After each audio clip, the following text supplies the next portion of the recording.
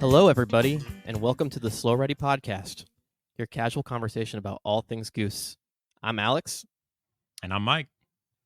And we're back again to try to squeeze in one more episode before Goose's fall tour kicks off here. If you want to keep up with what's going on the pod, be sure to follow us on all the socials at Slow Ready Pod. We're on Instagram, Facebook, Twitter, TikTok, and YouTube.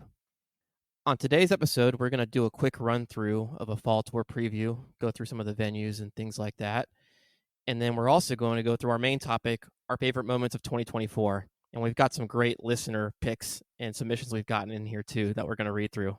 So we're pretty excited about that.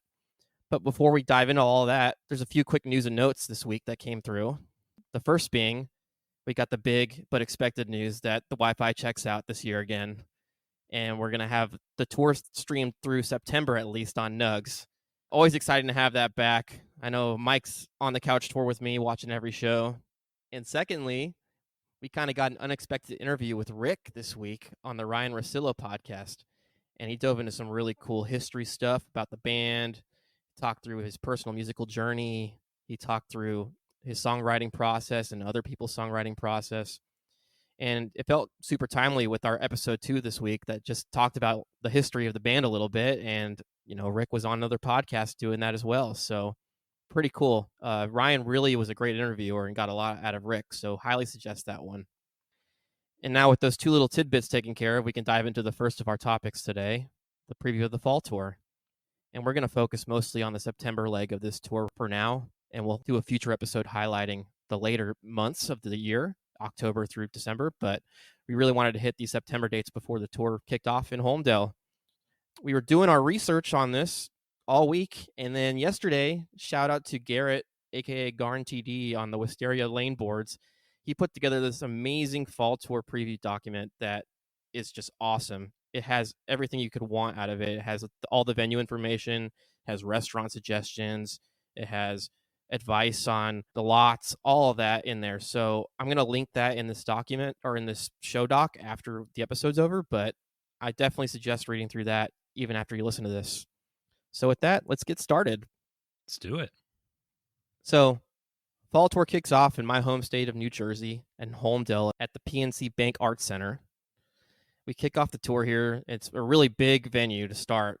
The capacity is 17,500 here. And I was just here over the summer to see DMB, and it's a huge place for Goose to be playing. Really ambitious and large. So it's going to be only the 8th time the band's played in New Jersey, which is kind of wild considering how close it is to their home state of Connecticut. And 5 of the last 7 of those shows has been in Asbury Park in Bruce territory. So pretty exciting to see them play such a big venue in my home state to kick things off. And anything that of note that you noticed from those Asbury shows before, Mike, or anything that you can think of that might be hyped up this show? Yeah, I mean, first of all, we're all very excited to get the tour started here on Sunday. I'll be jealously watching the great show that I'm sure you're going to get on that day. And then looking back at last year, it probably bodes pretty well for you because they busted out their first cover of US Blues by the Grateful Dead, which I'm sure the fans there absolutely adored that. And personally, for me, I thought it was also very cool that they covered Wild Summer Nights for the first time, which I don't know how many 80s movie nerds we have listening, but Eddie and the Cruisers is something that me and my family have watched since I was a little kid. And so, yeah, that's awesome. I think it's going to be a fantastic show to kick off the tour as per usual with Goose. Yeah, those Asbury shows last year were really sweet. So I'm really looking forward to this and hoping that continues on with the New Jersey run of shows that have been pretty great. And then we move into our first 3-night stand already, early in the tour, going to Boston, Massachusetts at the fairly new MGM Music Hall at Fenway Park. It just opened in 2022. Small venue. It's right there on the Fenway Park property, right on the corner. And it's their first time back to Boston since last year. 2-night stand they had over there at the Leader Bank Pavilion. And this is a really small place. Like I said, 5,000 people a night. It's got all GA on the floor and then balcony seating up top. It looks awesome. And I think that they can maybe set the tone on this tour early with a 3-night run. Definitely feel like we're going to get a Sweet Caroline nod at some point, if not the full cover, especially after Peter posted on his Instagram that he was at the park singing that during the game. So Any thoughts on Boston as a whole, Mike, or anything that you think might get highlighted, or anything cool from the previous run of shows? Well, it's a 3-night run, so if you follow Goose, they kill it on the 3-night run, so I'm sure there's gonna be at least a couple surprises every night. Sweet Caroline definitely seems more likely after Peter spending the day at Fenway with family. I would agree there fully. And then last year, I thought it was very cool that they busted out the All I Need LP Giobe version, which listened to that a few times. It's a really cool take on that. So, yeah, I'm sure Boston is going to be absolutely on fire by the time Goose leaves. Yeah, the first time I listened to that, I was like, "What is this?" But it's fantastic. So maybe we'll get that a nod to that again. Maybe not. We'll see. And that leads off to another huge stop. They're really setting the tone early on this tour, and it's kind of strange because they close off with a lot of smaller venues, but they go back to SPAC for the second year in a row. They had played one night there last year as their biggest show of all time at that point in time. And SPAC is just an amazing historic venue. Huge acts like Fish and Clapton, The Dead, DMB again have played there. And it's one of the best sounding venues when you're inside, but I would not suggest that lawn. I would try to get a seat inside if you can. That balcony is dope if you can get up there, but anywhere inside's great. Yeah, I'm really excited. This is actually going to be my first time going to SPAC. I've been dreaming about it since I was a teenager, so like 20 some odd years now. And I am not on the lawn. I do have a seat inside. So thank you, Goose, for that. And yeah, very excited. I've obviously been well versed in the history of that venue. I know what it kind of means in the music scene. And if you look at the set last year, absolutely bonkers stuff. SOS, Empress, Thatch, Factory Fish and Closer. So yeah, I'm very, very amped up to be going to SPAC for the first time to see Goose. Hell yeah, man. And then we're going to take it to our first show together of all time. You know, we've been talking Goose a long time, but we're headed to Charlottesville, Virginia, to the Ting Pavilion, right there adjacent to the downtown leg of bars and restaurants in downtown Charlottesville. And this is a really small venue, 3,500 people. It looks like it's all GA there, if I'm looking at this right. And it's their first time back to Virginia since Goose missed last year. So it's going to be a really interesting show. There's a lot of history in Charlottesville of great music, a lot of great jazz music. That's where Dave Matthews Band was formed, and Rick was just talking about that on Ryan Russillo. So maybe we'll see a cover there, maybe not. But I'm really interested in this small venue being the first of the really teeny ones that we're going to see. And just one night here. Curious what they'll bust out. Yeah, absolutely. Very excited. We're finally going to get to see our first show together. And the tiny venue definitely appeals to me. It'll be really cool to see Goose back in that kind of setting. Obviously, very excited that they're moving on to bigger and better venues. They deserve it. But this will be a really cool experience for us to catch them. And yeah, like you said, Charlottesville has a lot of music history. There's tons of great musicians that still live and play there nightly. So very excited to see what they're going to do. And I definitely think there's a strong possibility of a Dave cover. We'll see.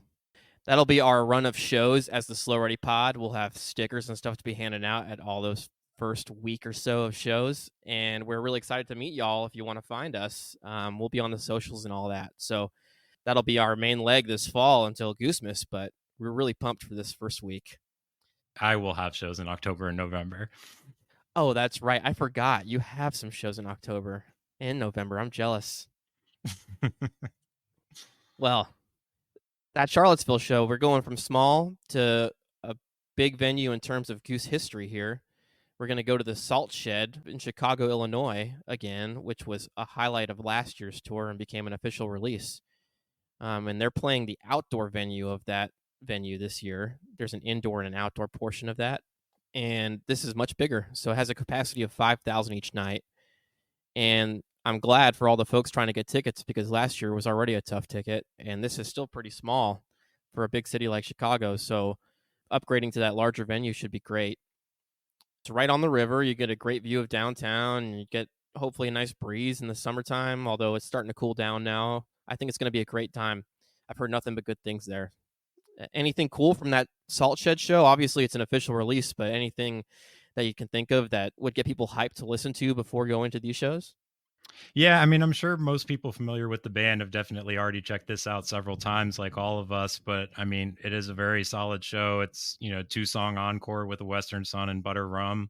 And they love the Midwest. That's kind of Goose's neck of the woods outside of Connecticut. So it's going to be an amazing show. And I'm glad that they upgraded to the larger venue.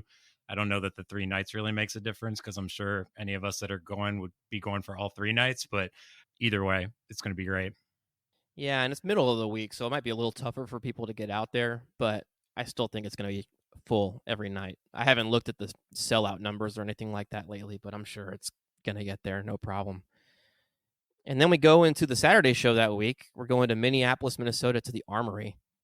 And this looks like a really cool venue. I looked it up a little bit, and this place was built in the 30s for the National Guard of Minnesota. And then eventually the rights of that got sold off to the Minneapolis Lakers, aka the Los Angeles Lakers before they moved in the 50s, which is wild. So you're going to a place that's been renovated multiple times. It recently opened up as a concert venue, holds 8,400 people, and looks like it's got a lot of character. It's a very really interesting looking building. So I think that Minneapolis is in for a treat.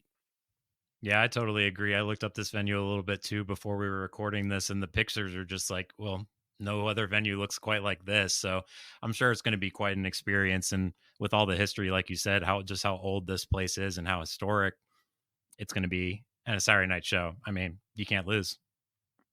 No, it's a win-win situation all around. Going to be definitely watching that one on Nugs, making sure that's circled on the calendar. We're going to watch all of them. Well, true. Let's be real.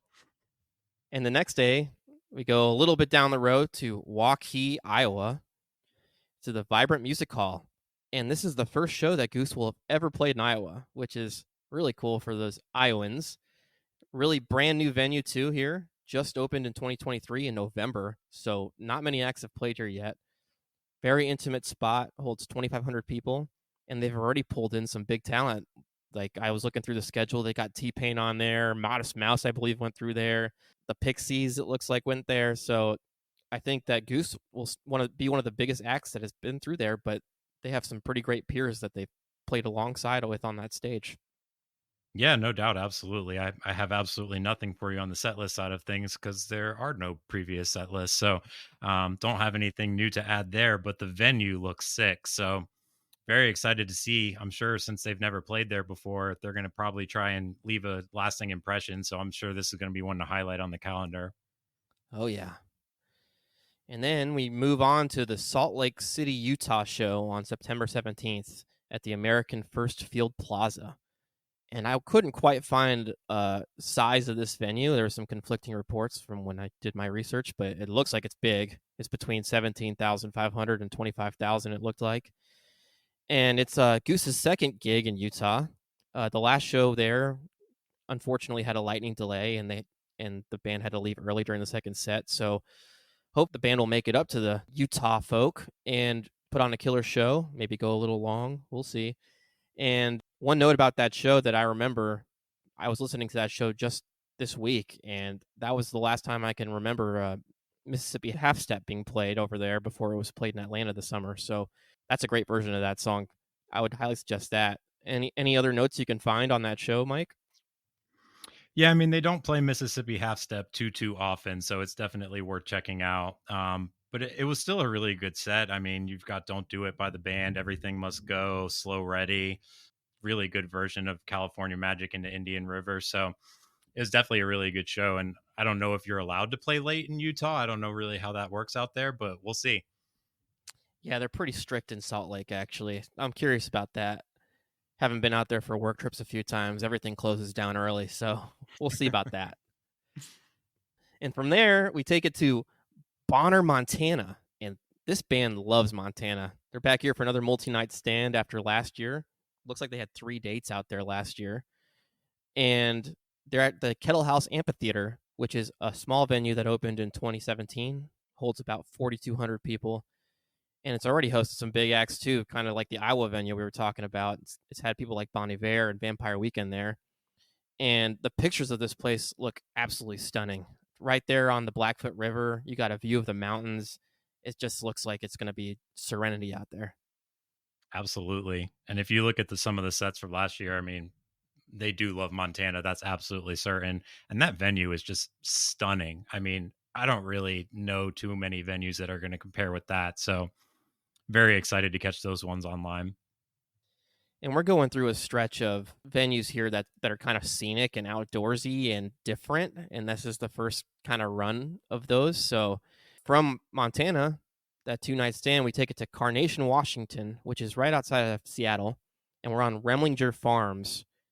And this looks like it's a brand new venue, but the farm has been a working farm for many, many years. They've hosted things like the county fair and corn mazes and all kinds of things there. And they've now just recently started doing concerts. And they've had acts like King Gizzard and Lizard Wizard out there. Portugal the Man's been out there. It looks like it's going to be a much different vibe from their indoor show last year at the Paramount Theater in Seattle.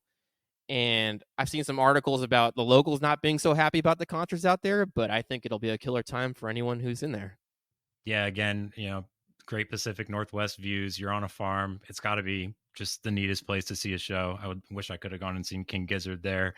The set list is absolutely phenomenal from the Paramount Theater last year. Creatures into Achy Breaky Heart, and then a Slow Ready Factory Fiction encore at the end of the show there. So very excited for the state of Washington. I'm sure it'll be an absolute banger, as they all are. And we continue our run through the Pacific Northwest, going to Troutdale, Oregon, which is right outside of Portland, to McMenamin's Edgefield, which is hosted by Edgefield Concerts. And this is another recently converted agricultural space. It looks awesome out there as well. They've got it all. They've got restaurants, breweries, wineries on the property, like adjacent to the concert venue. Even have like some par 3 golf courses and things like that, and tons of like event spaces for weddings and stuff. It looks stunning. So another outdoor show with a scenic farmland view. You can't beat that. No, absolutely not. This is another stunning venue. These are the kind of places that I think, are going on my bucket list now. Like I have to go to these venues next time around. So when you look at photos, you're just like, yeah, why wouldn't a band love to play there? So they're starting to plan my vacation for next year. Yeah, we really got to plan our vacation days better next year and basically follow the band around at this point. Absolutely.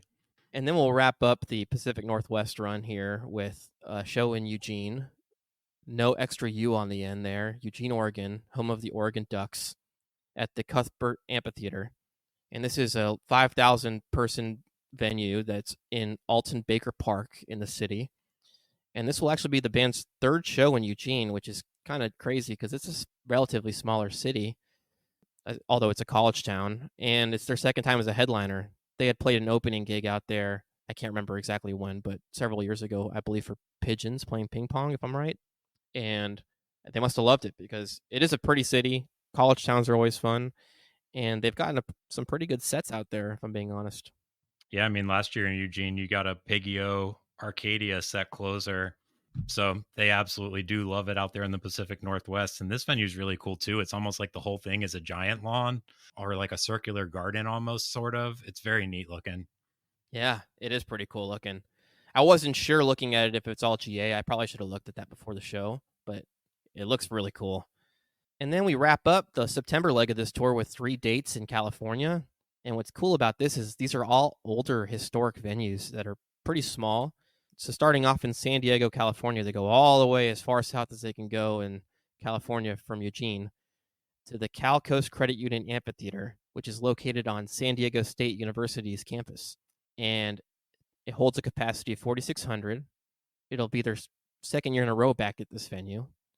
And this place opened in 1941 and it has had some kind of crazy history before being handed off to the university as kind of their space to use. You have any highlights from last year's show, Mike? Yeah, the Rockdale Loose Ends into Rockdale again is really, really sick from last year. Definitely check that out. But the second set too starts off strong, Hunger Site Creatures into Shamalama, and then closes with Dripfield. It's just that was one of the highlights from last year for sure. So I'm sure this San Diego show is not going to let you down. Yeah. And just like that killer show from last year, we're going to have another killer show at the Greek Theater in Los Angeles on September 27th. And that's another return venue from 2023. And last year, there were some pretty cool guest spots. If you listen back to that show from Jess Wolf, Holly Lasig, and Jason Hahn. And this venue holds around 5,900 people. And like I said before the California run, this venue opened in 1931, another historic venue. It's hosted people like Ringo Starr and the Allman Brothers Band. So there's a lot of history in those seats over there, and it's going to be another big time show, I think, for this band. Yeah, absolutely. I mean, Neil Diamond recorded his live album Hot August Nights here, which was a humongous album, and that was recorded at the Greek Theater. So, a lot of history in that venue. It's also an amazingly stunning venue to look at. And if you look at their set list last year, it was just absolutely bonkers. I mean, Born into Hunger Site, into Drip Field, into Hot Tea. That's the end of set two. And set one was not a slouch either. So, cannot wait to see them back there. Yeah, it's going to be awesome. And then they close out the September tour, as they've been calling it, with a date in Stanford, California, on Stanford University's campus at the Frost Amphitheater. And it's their first time playing in Stanford proper. And this is another historic venue, like I've been saying. Opened in the 1940s, I believe, maybe a little earlier than that even. And it can hold about 8,000 people. It's been used previously for graduation commencements and things like that. They've had other concerts in the area as well. But should be an exciting show, especially with college going. You might get a younger crowd there, and maybe we'll get a more hype kind of show for those college students. Yeah, and it was really cool. It says that it uses the natural bowl shaped landscape for enhanced acoustics, and it kind of echoes into the California foothills. So, very curious. I'm going to definitely put this one as a priority to check out while tour's on TV. And then just really quick to highlight the rest of the tour, we'll get into it in a later episode, but you have a lot of multi-night stands going in through Goosemas and the New Year's Eve run in Austin, Texas. You're going through Tennessee, North Carolina. Got 5 shows in Florida over 3 cities. You got a 3-night return to Cincinnati, and then you close out that main leg before Goosemas at the Anthem in Washington D.C., which is an awesome newer venue right there on the wharf. So a lot to look forward to after the September leg, but really wanted to make sure we highlighted these shows and gave them their proper due. Absolutely. And again, just want to shout out Garrett, aka Garn TD from Wisteria Lane. He has that amazing doc. We're going to link to it in this show doc, and I hope you guys take a look at it because it's got some great stuff to read through. And now we can dive into our main topic for the show, our favorite moments of 2024 so far. And full disclosure, before this episode, we had been getting in the spirit of football season, it sounds like. So we had a mini fantasy football style draft of our favorite moments of 2024. And we wanted to make sure that we had talked through it before the episode to prepare for each other's answers a little bit and not be totally blindsided. And there was definitely some cutthroat moments and a few expletives thrown around, but at the end of the day, we came up with our list for top 5s, and we're going to go through them backwards to save some of the suspense. So I think I'm going to let you start, Mike. How about we go with your number 5 moment, top favorite moments of 2024 for you? And again, these are our opinions. These are not facts by any means. I feel like these change every day for us. So there's no wrong answers here, but let's hear your number 5. Yeah. So, my number 5, I was actually kind of surprised that this was still available. So, you have to picture we've gone through 4 picks each now at this point, and I'm trying to think of what I'm going to pick. And I had like 7 songs in the rotation. Then I'm like, wait a second. Mississippi Half Step from the Fox is still available. Let me grab that right now. So I did. It's an absolutely one of the top jams that they did this year. The first section starts like 6 minutes in. It's a very cool, like patient start to it. But what's really cool about the beginning section of this jam is that all the different band members are actually influencing where the band goes. So they all have, Trevor has embellishments, Rick does, Peter, and they're all kind of working together, pulling the same way. And then right around the time you get to 17 minutes, it is just absolute controlled chaos. And it is some of the most fun I've had listening to Goose this year.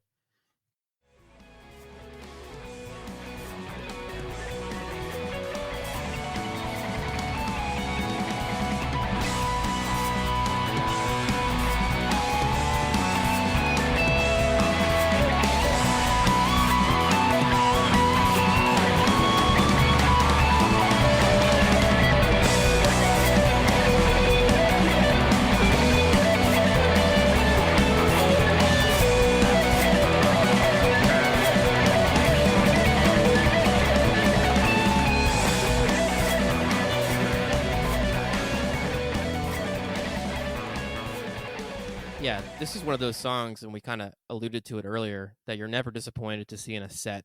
It's always killer. And even with it always being killer, this version stands out, in my opinion. I think Peter is the MVP when I listen to this thing. He's just so good. his tone and how he accompanies Rick taking the lead here is just crazy. You got some like dreamy vibes, shoegazer kind of music that I used to listen to when I was young, and then he kind of gets into like a grittier, darker place from his tone. And then, he decides that's not enough. When we switch back to the keys and finish this thing out with this crazy uplifting jam to end things, which is just amazing. It can't suggest it enough. The band clearly agrees. They released it as a YouTube video just recently, so definitely go check that out. Yeah, it gives you the full spectrum. I mean, it starts off slow and patient, it gets a little angry in the middle, and then it finishes off joyful. So, absolutely phenomenal. Yeah. So with my number 5 pick, we had already gone through our picks, and I wanted to throw Mike a total curveball because through this point we had only picked songs from concerts and not moments, and the keyword was moments. And after last week's episode, I had kind of gotten a little bit of shit from some of the listeners going through that we didn't mention the TED tapes, and that was intentional because I knew I wanted to hold it back for this episode, the TED tapes 2024, because I really wanted to surprise Mike. We had already planned out this episode topic, and so that's my number 5 pick, the release of the TED tapes 2024. And this was just such a cool time to be following Goose because it was a little bit scary after the departure of Ben. No one knew what was going on, and the band just started dropping these mystery clips of these tracks with these Instagram reels, and you had these cool graphics on these videos and just small clips of jamming going on, and seeing all the fans get hyped and speculate about what this is and talking about all the different types of grooves you were hearing and how great and spaced out but also fleshed out things were sounding. The excitement was just building and building, and they dropped these things. They dropped one a day for 9 days of just short clips. And on the 10th day, they officially announced that they were releasing the TED Tapes 2024 and that Cotter Ellis was the drummer on them.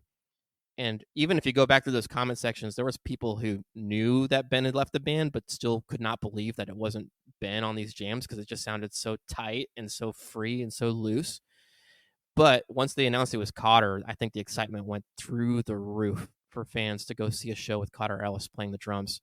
And what's wild is the first track on these tapes is the first time they ever played together, Leo. Literally the first notes the band ever played together is on these TED tapes, and it sounds great. So Cotter is the man. Let's put it out there. And this really could have an argument for like the number 1 pick because it's just so hype. But I picked it with number 5 and threw Mike for a loop. You absolutely did successfully throw me for a loop. My brain just, when I'm thinking about Goose, my first thought and inclination is what are the best live moments this year? So I probably should have considered the TED tapes as one of my favorite moments because it was amazing. And I do remember when they were releasing those clips, I was like so excited in the middle of my work days for lunchtime because I knew something new is going to be available. What's it going to be? I still don't even really know what this project or album or what is. I thought it might be the TED tapes, but I wasn't quite sure. We don't know what's up with the drummer. It was a really cool time, like Alex said, to be a Goose fan. It was very exciting and then very gratifying when they did release them because huge fan of the Goose TED tape series. Yeah, they're all great, but I think these ones stand out the most for my personal taste listening through them. And it's just an excellent 2.5 hours of music. I put them on all the time when I'm working and I need to focus, but still want to kind of have that groove going to get my brain working. So it's fantastic. Can't suggest it enough. So how about we get into your number 4 pick? Yeah, so for number 4, I had Rosewood from the Cap. And you will notice a theme emerging through my picks because they only take place at 2 venues. So at first, I was trying to diversify them and make sure that I had a few different points from different shows. But eventually, I just decided to go with what I like listening to the most from this year. And Rosewood from the Cap is definitely on that list. It has kind of a similar first section to Past Rosewood, but like a slightly jazzier feel as it builds around. Near the 12, 13-minute mark, Peter is like using keys percussively, and it's almost like a marimba sound or something along those lines. And it's got a very interesting vibey feel due to the combo of Peter on that kind of percussive key feel with Cotter doing an equally complex amount of arrangements on the drums. And it feels like the floodgates kind of just let loose at around the 18-minute mark. And then I think that normally I would assume that that's kind of where the jam is running up, but then Rick decides to go for a last like tension build, and the Capitol venue just kind of explodes at that point. It's absolutely one of the more phenomenal versions of Rosewood, and definitely one of my favorite moments from this year. Always happy to see Rosewood on a set. I couldn't have said it any better than you. You literally hit on all my points. Just also want to shout out Jeff also adding to that percussion. Just fantastic. Really, that's what sticks out is the percussive effects of Pete along with Jeff and Cotter. Yep, totally agree. What did you have next, Alex? So for my number 4 pick, I stuck with the cap like you, and I picked Drive. And this was insane. This was officially the first long jam that Cotter did as a live member of Goose. And you have an over 30-minute version of this song. And from the second that they go off the main musical motifs of the chorus and the post-chorus of Drive, that jam just had all the dynamics you'd ever want to see out of a drummer, and Cotter was just bringing it. I think he came out to show off on this song, and it just shows just how dynamic but spacey and loose and free he can be as a drummer and how quick he can adapt on the fly. And Trevor as well on this is just all over this thing. He's so prominent, which usually means that we're going to love it. Mike and I are always big on the Trevor heavy songs. He just hits such a nice pocket with Cotter there, and it seamlessly transitions wherever the jam goes. They both are just so in sync for playing this little together and being together for just a short amount of time. They really have great chemistry already. I was talking with Mike about this a little bit before. I'm not the best with guitar pedals and effects because I mostly play acoustic guitar, but I said at one point that Rick's hitting like this Wheel of Fortune type of spin through his effects in the jam, and I couldn't put my finger on what's what. I have no idea what's going on, but it's all working for me. And I just think this is absolutely terrific. You never know where it's going to go. And then all of a sudden you get into this drum break about 17 minutes into the song that Cotter just takes over and kind of transitions the band into this funkier feel. Peter's hitting the wah. It's just absolute gold on this back half. And then to end things, I don't know how Cotter's doing it, but it just goes into like controlled insanity. The energy's through the roof, and it explodes into this kind of super uplifting, like harmonious jam that you kind of expect to hear out of Rick at times. And it makes you feel like you could just run through a brick wall. So it's 31 minutes of absolute gold. And the fact that it's Cotter's first official jam on stage with these guys and it's this good is amazing. Yeah, it's absolutely wild how many chances they were taking on stage, like you said, for the first big jam with Cotter, and you've got Rick like a mad scientist kneeled over his effects, trying to go through seemingly all of them at once. Peter on guitar, Peter on keys, every different type of feel and genre thrown in a blender. It's absolutely outstanding. So no surprise to see that on one of our 2 lists for sure. Yeah, it honestly has an argument to be higher. It's really hard to see this push down to my number 4 pick, honestly. But then I look at the 3 above and I feel the same way about those. So anyway, let's get into your number 3 there, Mike. Yeah, now it starts getting heavy hitters for me because number 3 could also easily be number 1 for me. I went with Into the Mist from the Cap. It's kind of straightforward in that Into the Mist are, at least lately, rarely finished, so you are a little bit limited in the scope of things. But due to Cotter's drumming, and again, Peter had a lot of things going on rhythmically with the keys at the Cap shows. I've kind of seen that tail off a little bit through the summer shows, but using like that marimba again, like type of rhythm effect on the keys very effectively. And then Rick is just kind of patiently throwing in phases. By about the 20-minute mark, they start reaching like another ethereal peak. They love going to that like ethereal mode Into the Mist, and I'm always here for it. I want to live inside that sound usually. And it's that last peak is some of the best Goose live I've heard.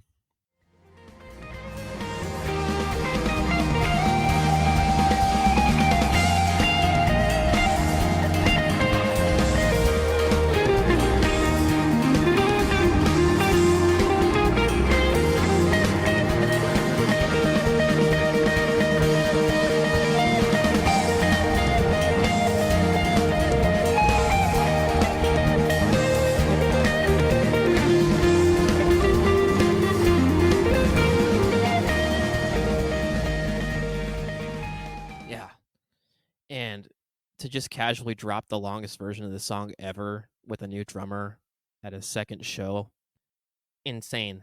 Super high energy version, jammed out like we had never heard it before this. And weirdly enough, even though Cotter's on the drums, he's almost like melodic in the way he's playing in this thing. He's really driving the jam in his own way in a lot of ways. And you got, like you mentioned, Peter playing these like punchy chords on the keys, and Trevor's just outstanding again in a totally different way than we've described before. He's holding it down in a subtle way without being overkill. And then you even have stuff like Jeff adding the perfect touches. He's playing some tambourine in here, and it just all works for me. It all sounds effortless. It all sounds great. And this is like the definition of what you want out of a Bliss jam. And I don't know how anyone walked out of there without a smile on their face from that jam in particular. Yeah, I mean, if you absolutely just hate Bliss jams and that's your thing, like I get it. You don't include this on your list, but if you even sort of like them, this is about as good as it gets. Yeah, it's one of the highlights of the year, and that hasn't changed. And the fact that it's so many of these highlights come from these early shows is fantastic. Absolutely. What did you have next, Alex? So if I was going with my heart and my attendance bias, my number 3 pick would be my number 1 pick, and that's because I attended the show, and I'm picking "Tumble" from the Man in Philadelphia, Pennsylvania, baby. Ooh. Just absolutely love what they've done with this song in 2024. They've made it more exciting to hear again. It had kind of gotten stale for some people in 2023, and the jams have evolved to just such a point where it's a highlight in a set again. And this one goes through the standard kind of tumble arrangement that you're used to seeing early on, and then just hits the ground running. Boom. You're right into this really funky jam with Rick hitting this octave fuzz effect he loves to do for a while. You get a Trevor bass solo just slapping the bass man, and then you got more of this digital funk going on after that with Rick, and then it gets taken down a little bit. Peter's back on the keys. He's not playing that kind of funky Stratocaster thing. He gets back on the keys, gets real subtle. Jeff's playing some kind of like shells contraption. I don't even know what it is, shaker and like bells kind of thing. And that's my expert analysis, by the way. I don't know what it is, but you can watch the video. It's just like a collection of shells, it sounds like. And it sounds like you're like on the beach floating or something. It's slower and lighter for a while. And then it gets into this beautiful Bliss uplifting kind of space through the middle of the jam.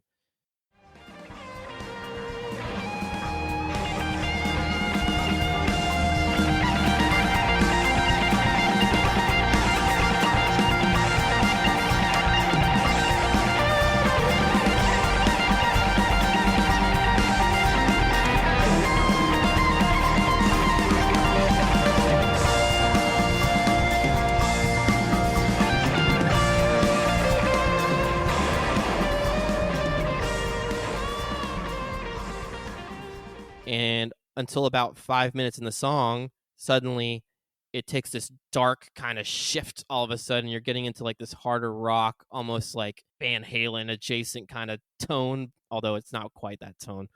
And you're hitting these darker tones before you all of a sudden swerve back into this tumble riff that you get when you get into the jam to start.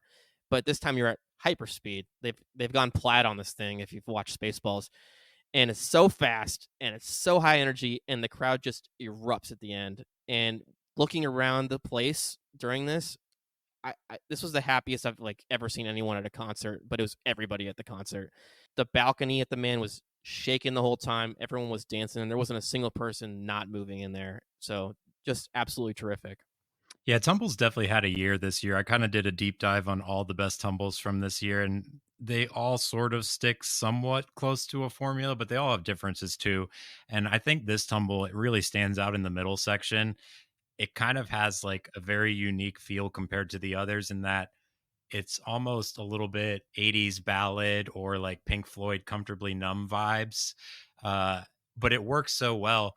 And it's just one of my favorite things. Like you and I both play guitar very amateurishly, but it's one of the reasons that Rick is my favorite guitar player. I mean, I can't say he's the best, but I think he is one of the best at figuring out how to get the most different types of sounds out of songs that he's playing on a nightly basis. And this tumble is a prime example because I thought I had heard it all the possible ways it could be formatted, and this was another new way to do tumble. So very neat. And then at the end, Peter is on like every single effect he has, I think. So yeah, total great time. Back to that Wheel of Fortune. Just Peter this time. So let's get into your number 2 answer, I believe, right?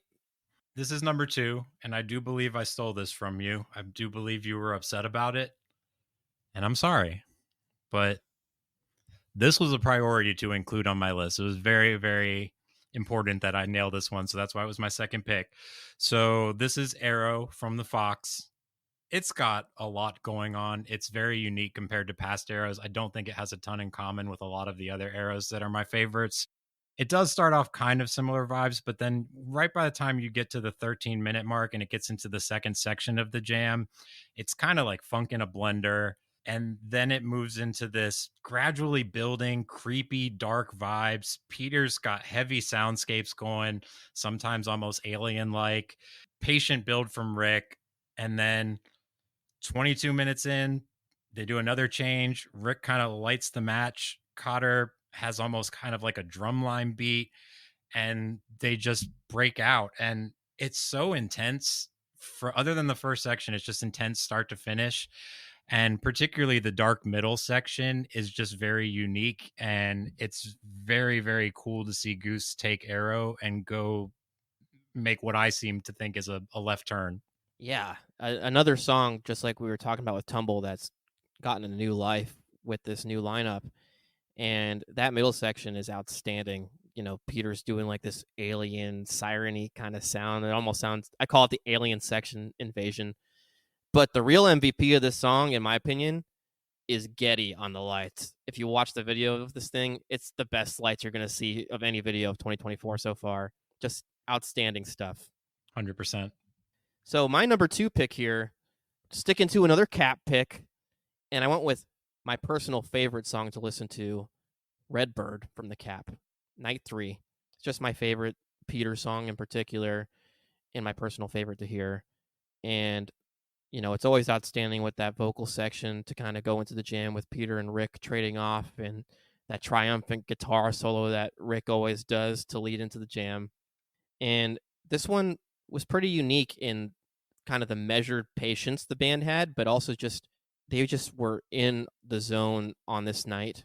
It just sounded effortless. Again, Rick was doing his signature kind of dirty fuzz octave vibe thing. I don't know effects well, so that's what I always call it. I believe some people call it digital sauce. Shout out to the AAT guys on their pod. They call it that, and that's a great name for it.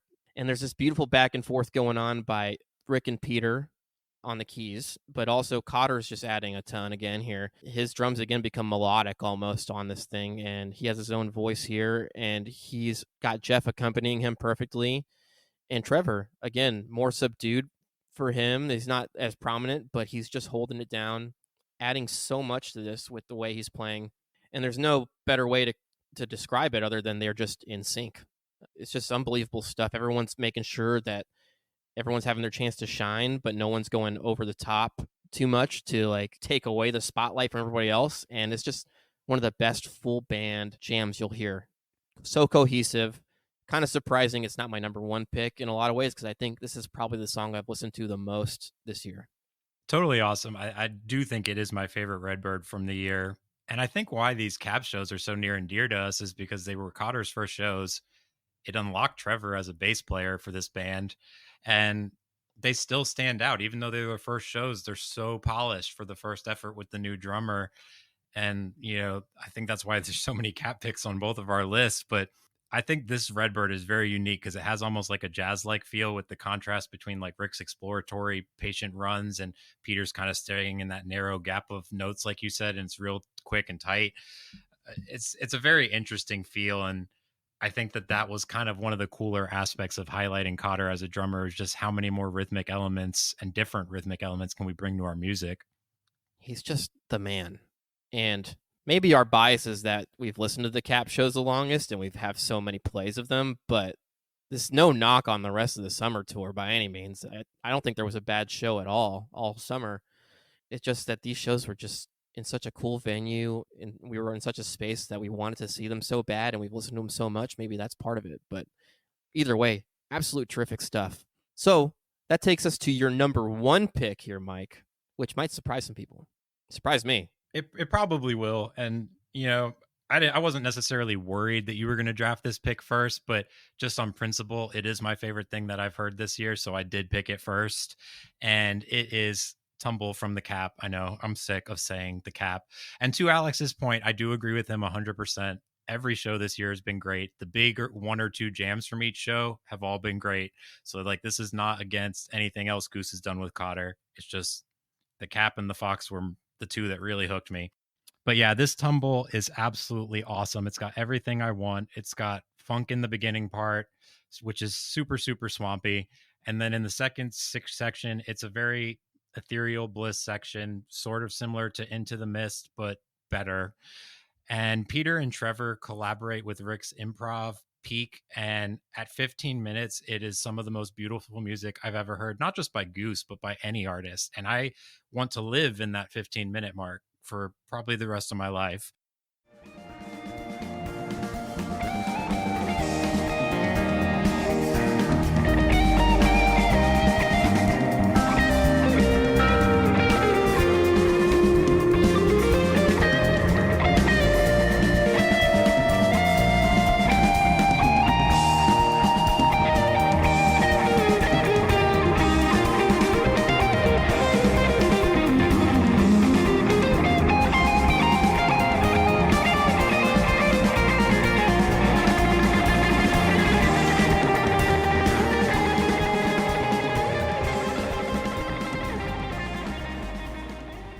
And then it comes down at the end of the song back into pure happy funk again. And it's rapturous considering the journey you've gone on to that point. I wasn't expecting, I knew that we would come back with some energy, but I wasn't expecting them to hit that high of a mark to wrap it up. So it's got everything I want in a jam. You mentioned that you want to live in that space. That part is absolutely beautiful. And let's just rewind a bit and think about how wild it is that we have two tumbles on each of our top fives. So we have two tumbles between the two of us. And we wouldn't have been saying that in 2023. There's no way. It's just become such a monster this year. And they have completely different feels. It's just terrific stuff. And that beautiful ethereal part you're talking about, it makes you feel like you're just like floating in warm ocean water on a perfect day and in that space that you never want to leave. And then you all of a sudden just blow the thing up and you get into this crazy pace to close the thing out to the point where they end the song and Peter just goes like, wow. And you can hear it Owen Wilson style at the end of the song. And there's just no better way to describe it than that. Absolutely. Totally agree. So for my number one pick, I surprised myself because I don't think I would normally pick this song in particular over something like Redbird that I love. But I had to go with it because the jam is just so good on this. And I went with Rockdale from the last show of Summer Tour in Westville, Connecticut. And it's pretty wild that my favorite song wound up being in the last show. Usually I try to like stay away from recency bias, but I don't think this is it.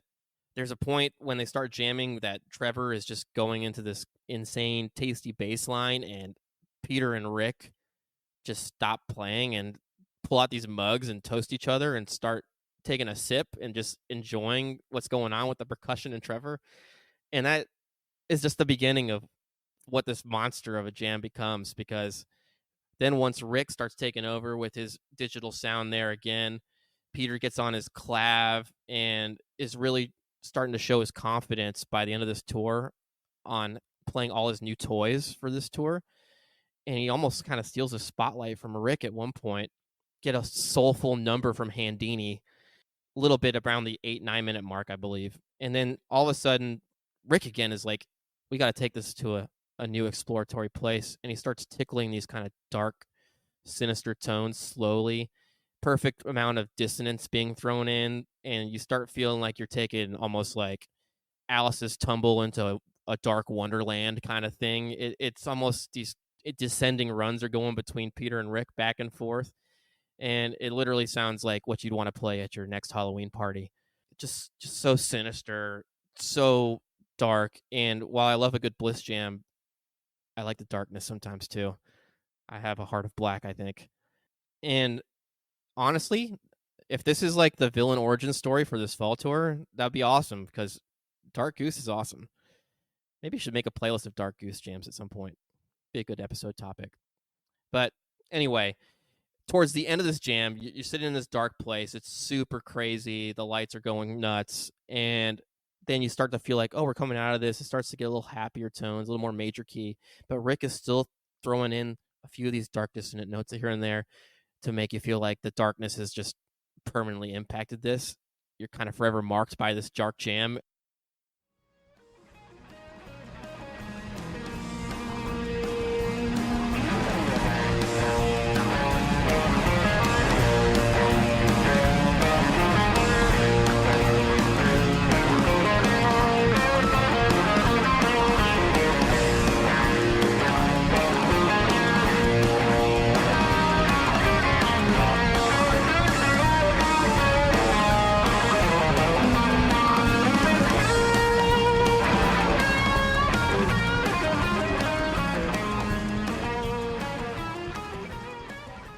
And then finally, we just come out of it and we get back to the Rockdale, happy feels, going down to the Rockdale and finish this thing off on a happy tone. But I don't think this band has explored quite like this in 2024. And the fact they did it in their last show gives me a lot of hype for this fall tour.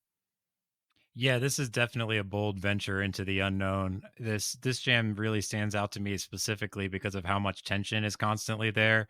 Rick and Peter are constantly using each other to just ramp it up, and it feels so helter skelter and almost like a train barely hanging onto the tracks, if you will. But it's such an interesting space, and they explore and cover so much musical ground, and you just kind of feel like you just need to strap in. I mean, it's an intense ride, but it's a fun ride. It's just you need a seatbelt for it because this jam does not relent. No. And I love it when you're listening to a song and you see it evolve into something to where if someone put the song on in the middle of the jam, they would have no idea what song is playing. Like Rockdale is just kind of like this happy-go-lucky vibe when you're listening to the main verse and chorus of the song, and then you get into like some of the darkest space you'll ever hear Goose get into in this jam, and then right back to the happy spot. So I love that tension. I love the dynamics, and I hope we see a lot more of that in the fall. Same. It's definitely, you can't argue. It's one of the jams of the year, maybe of the last couple. Yeah, I'm curious where it's going to stand in people's minds when the year ends because I think it's just outstanding. And that wraps up our personal picks, but we also asked the listeners to send us some of their favorite moments of 2024 on social media. We got some messages, a lot of Instagram comments. So, Mike, you want to read through a few of these and then we can trade off here?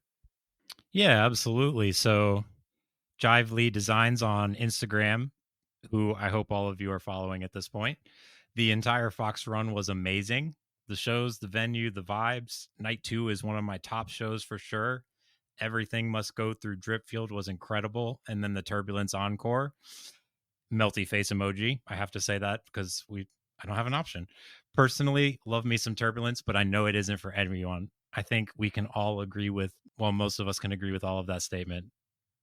I do. Who doesn't like Turbulence in the Encore? That's a great Encore song. I agree.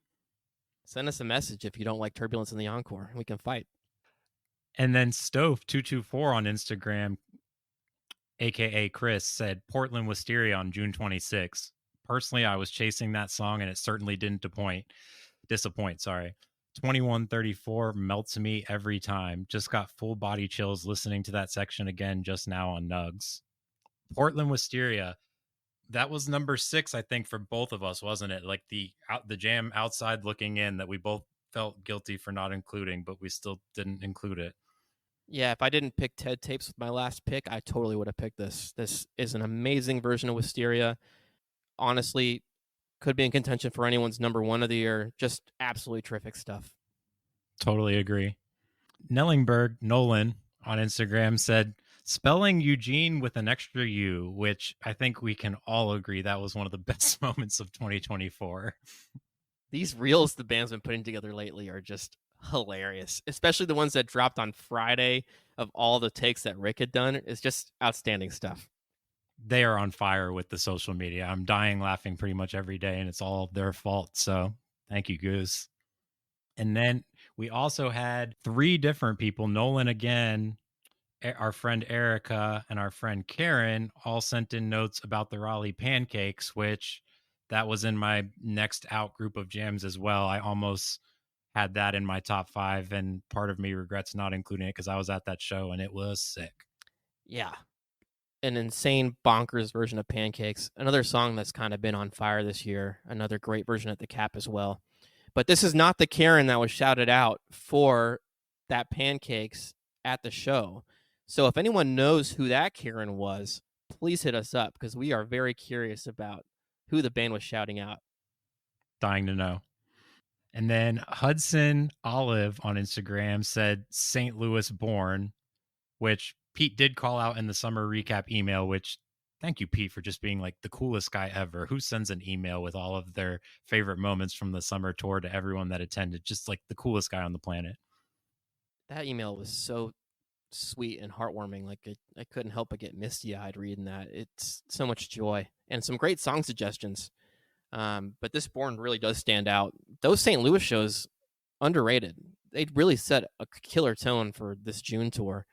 And that Born, I think it's 30 plus minutes long, is just fantastic. Yep, St. Louis Redbird. That whole show is fantastic. Trish DMB 23 on Instagram, Trisha, said, I would have said Tumble at CMAC until I heard the Arrow from Atlanta. But does anything beat Forest Hills getting travelers into Elmeg the Wise? In our opinions, yes, but no, because that Autumn Crossing run is pretty sweet. We have talked about how much we love that EP and even love it more live. So if you want to hear us talk about that a little more, check out episode 1 of the pod. And then we got a message from Greg on Facebook and said, enjoying Slow Ready in Portland, Maine, and the pizza was good too. And it was just a picture of him enjoying it from the back with his slice of pizza. So shout out to you, Greg. That sounds like an awesome vibe, man. You seem like a cool guy. And then we got a message from Matt Sullivan 13 on Instagram saying, hearing the first riff of Elmeg in New York City into the insanely blissful Thatch. That Thatch, really good stuff. I know that's your personal favorite, Mike. Thatch is always going to be the first thing I want to hear at a show, and Elmeg is not too far behind, so I don't disagree with that take at all. That was another special show, that Forest Hill show in New York. Biggest show they ever played, and they did not let that crowd down. No doubt. And then Carrie Bryce on Instagram said, the Fox All I Need is hooking me right now. I don't think you can go wrong with a Fox pick. I mean, you obviously love those shows. You picked 2 of your 5 picks from the Fox Theater. So what do you think about that All I Need? All I Need's amazing. I mean, I could really seriously build myself a really good concert just using the Cap shows and the Fox shows. They were my 2 favorite runs. You can disagree with that, but 2 really great runs. And then another message from MP Twigo on Instagram. Shout out to you, Twigo. Hope dad life is going well. He said, being at the opening nights of the tour for my first shows and getting an honorary Redbird as a tribute to the Cardinals, even though they suck, in parentheses. Yeah, that Redbird, also terrific. It didn't quite hit the heights I found at the Cap from my personal taste, but you can't go wrong with a Redbird. Again, that's my favorite song to listen to, so I have definitely hit this one up several times. And then next up, we had 2 messages, one from Life According to Steve on Instagram and one from Stephen R. Schnettler on YouTube. Both mentioned the Cleveland Your Ocean with the horn blast from the Good Time 3, and in parentheses from Life According to Steve, a fucking boat. And then Steven said, my favorite moments of the tour were Cleveland Your Ocean with the boat honking for its horn. Haha. Also the tumble from the man, my man. And the Traveler's Elmeg from Forest Hill was amazing. So again, some similar themes through these picks. Yeah, just one thing quickly. The boat was amazing watching that live, but also Raleigh had a moment sort of similar to that where during Hot Tea there was a train and a train horn, and Peter played into that greatly, one by acknowledging the train, but also amplifying the intensity of his solo at that time. And us, the audience, and Peter had kind of a moment with that train in Raleigh. So two really cool moments that were obviously totally unplanned. Yeah, you gotta love that when they just lean into it. So, how about you read the last one? Because I know this was a really special message that we got. Yeah, so Ben Chasing Satellites on Wisteria Lane sent us a message and said, quote, best moments of 2024 so far? That's tough. There have been so many. I guess the most memorable for me have been tied to this community. For instance, watching the Fiddlers live stream and seeing Sim Turner on the rail singing along to No California, Michael Basti being in attendance for a proper Atlas Dogs jam in Raleigh. I was there too. That was amazing. Norm's birthday show to boot. Nate's first show in Atlanta, ending with a Doobie song, the whole crew in Atlanta experiencing Arrow and Half Step, and on and on. So this leads me to another point. An honorable mention for best moment of 2024 has been starting this podcast with my great buddy. Been an amazing experience, but also you, the community, have been so wonderfully kind and supportive, and everyone that's reached out, I cannot thank you enough. We have no idea what we're doing. We're just kind of figuring it out as we go, but we love Goose, and you guys have been the nicest people on planet Earth, and we just can't thank you enough. And that's definitely been one of my 2024 highlights with Goose as well. Yeah, that's our number one pick, if we're being honest. It's just been Truly. absolutely wild. We've gotten so much support, only 2, now 3 episodes into this thing, and we hope to meet so many of you and see this thing take off. And if you have any more thoughts on your favorite moments of 2024, hit us up anytime, even if they're from this fall tour, anytime during the tour. You want to hear what you guys think. So you can either hit us up on the socials at Slow Ready Pod on Instagram, YouTube, Twitter, Facebook, wherever, or send us an email at slowreadypod@gmail.com, and we're happy to answer. We're on there all the time like hawks looking for messages from you guys. So thanks again for listening, guys. This was a really fun episode. We hope you enjoyed. And until next time, this was Slow Ready Pod. See you guys around. See you on tour.